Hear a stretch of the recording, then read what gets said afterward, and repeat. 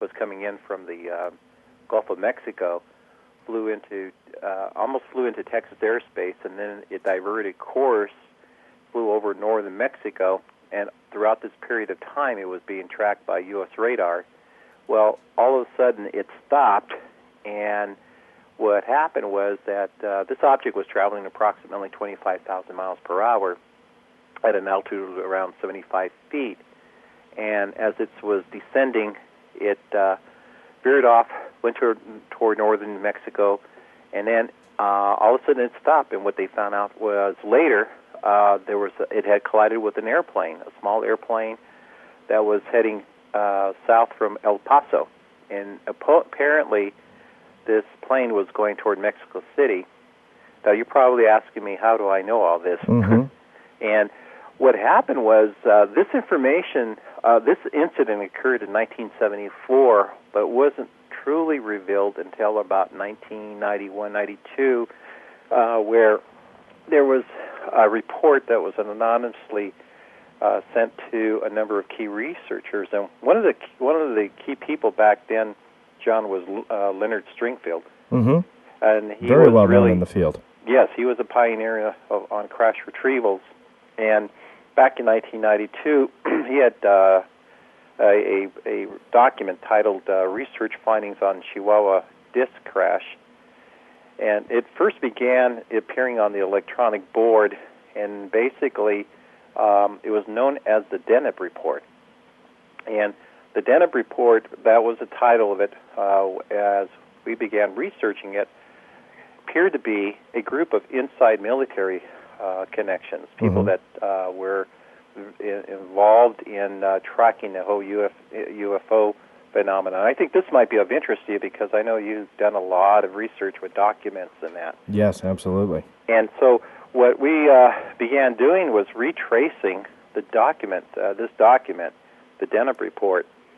And when going back to that production, the History Channel was was doing a whole series on crash retrievals, on UFO crashes, the Roswell crash, the Russian Roswell, yes, Brazilian Roswell, and Texas's Roswell. Exactly, they came out.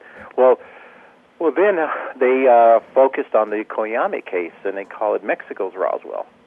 And so I had a chance to talk about the case on it. And then my friend Noe, at the time, he was doing research on paranormal and events in Texas. He saw the program about a couple of years ago, and he called me up and said, I've been wanting to do more research on this. And so then he had asked me, let's do a collaborative effort and work together on this research.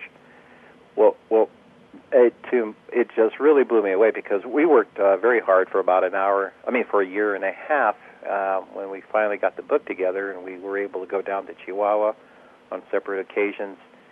And what we found out was in this research was there were mentioning of other 4 or 5 major crashes aside from this one.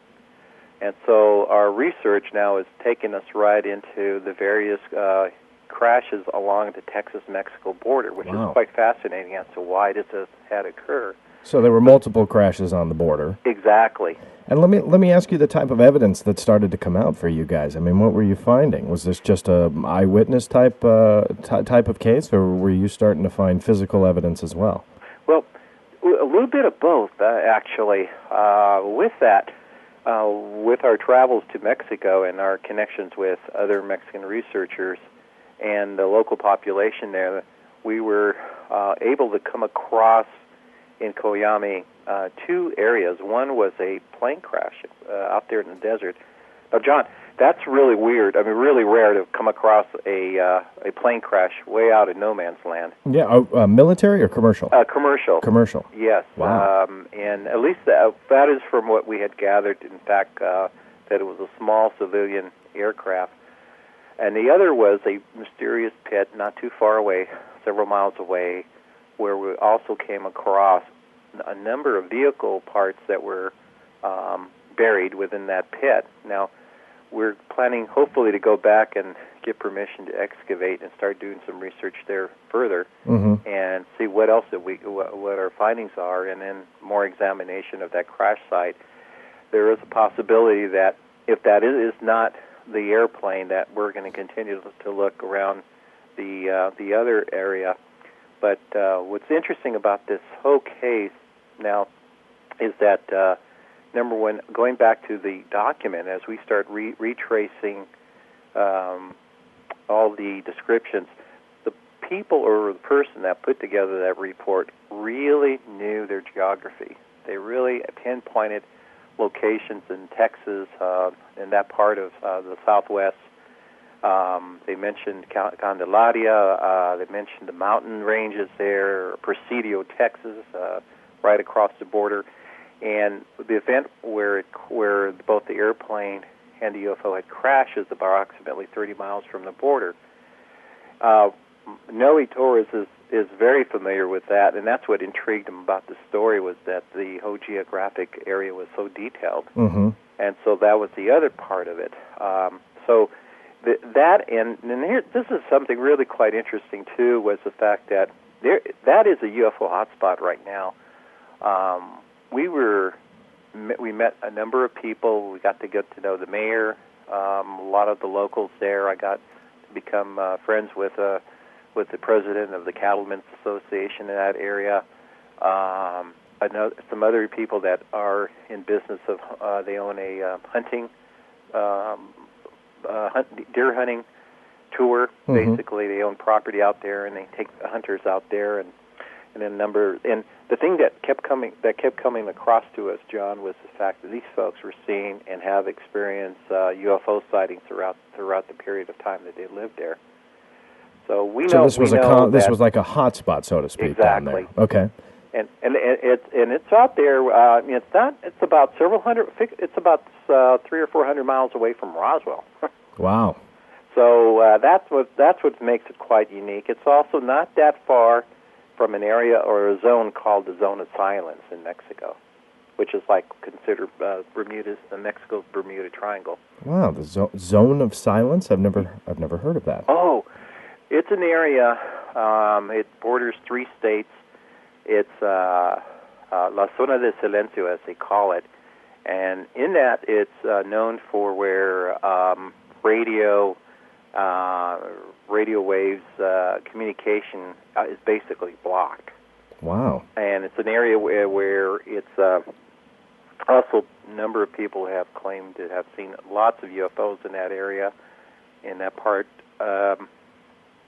We actually went out there and to come across part of our research, which I need to go back on crashes. This is where the U.S. government gets involved in this, there, John. In our research, what we found out was that back in 1947, Operation Paperclip. Do you remember when they brought all the German technicians over? Yes, from all the Nazi Germany? Technology and Nazi scientists, and exactly, brought them over. Yes, to work on the missile program. There were 2 incidents where V-2 rockets were launched, and out of the Fort Bliss area. That's right there, one of the largest Army bases here in the United States, out in El Paso. And these V-2s, one veered off course and crashed into Mexico, and real close to Juarez. And then several months later, they launched another V-2, and it also missed its crash point, and then went and also over the border and crashed right close to Juarez again. So we had 2 incidents. It was very embarrassing for the United States. Mm-hmm. There was another missile that was launched back in 1967 that landed near this part of Chihuahua, near the Coyame area. And then the one that really caught a lot of attention, and again, this is all in our book, Mexico's Roswell. Actually, Ruben, we've got to take a break really quick. I wanted to interject before we have to go to commercial. It's always interesting during weapons tests or missile tests. There's always a UFO connection. Yeah. It's a little bizarre. We'll be right back with Ruben Uriarte on BVRN. Stay tuned.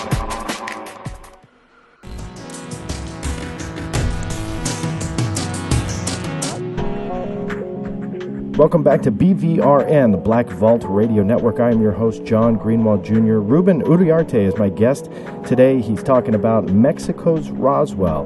Now, Ruben, I'm sorry I had to interject there before we got to the end of your story, but we've got multiple V-2 rocket tests going on in Texas, right? Yes, and then I was sharing with